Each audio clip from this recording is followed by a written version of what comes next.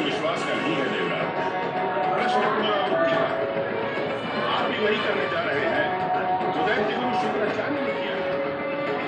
शिव के प्रति उस अपराध की पुनरावृत्ति का परामर्श मैं नहीं दे सकता। आप भोलेनाथ के न्याय पर विश्वास रखिए। वो जो कुछ भी करेंगे उसी में सबका हित हो सकता है। ये भी उनकी महान लीला का एक अंग है।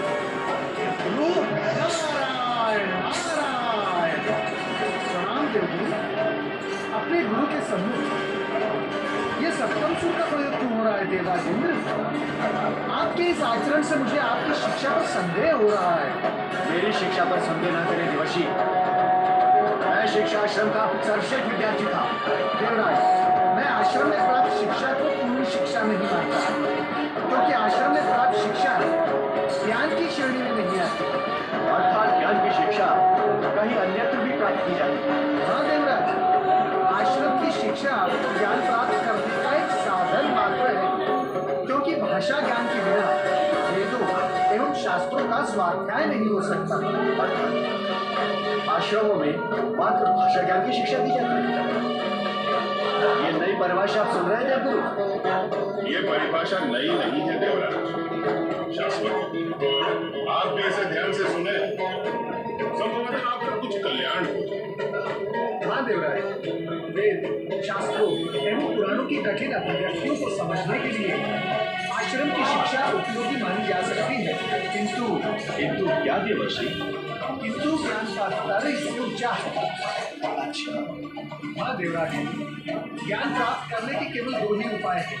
पहला बाह्य, दूसरा आंतरिक। मैं कुछ समझा नहीं देवर्षि। तुम विद्यार्थी हो, इसलिए शीघ्र समझ जाओगे, परंतु देवराज इंद्र संभवतः समझ के बिना समझे। नारायण नारायण। देवराज इंद्र, स्वाध्याय एवं सत्संग ये ज्ञान प्राप्त करने का पहला एवं बाह्य उपाय है। चिंतन एवं मनन ये दूसरा एवं आंतरिक उपाय है। स्वाध्याय, सत्संग, चिंतन एवं मनन। हाँ कृष्ण, किंतु दुर्भाग्य से हमारे देवराज इंद्र के पास ज्ञान प्राप्त करने के इन चारों उपायों का अभाव है। स्वाध्याय के लिए इनके पास समय नहीं है और सत्संग के मध्य ये सप्तम सुर में पहुंच जाते हैं। देवर्षि नारायण, देखा ना तुमने खच? ये पुनः सत्संग के मध्य सप्तम सुर में पहुंच गए। देवराज इंद्र कृपया आप क्रोधित ना हो। अपने गुरु चरण के अतिरिक्त आप चिंतन करके ही कहा है। और रहा मनन, मनन तो आप वही करेंगे जो आपके भीतर है।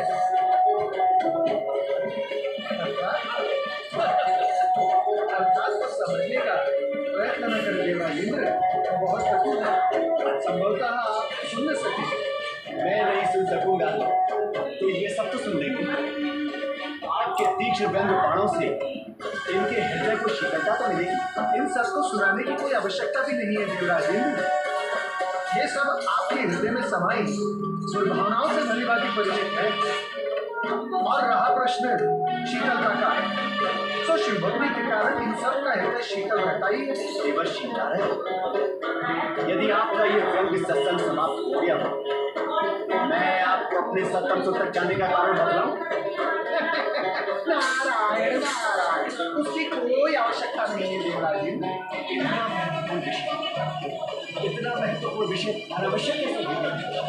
वो इसलिए देवराज इंद्र, दैत्य गुरु शुक्राचार्य के दुस्साहस से पुत्र भगवान भोलेनाथ ने उनकी मृत्यु संजीवनी की भी सभी सिद्धियां छीन ली है। कौन चलेगा नेवलैंड?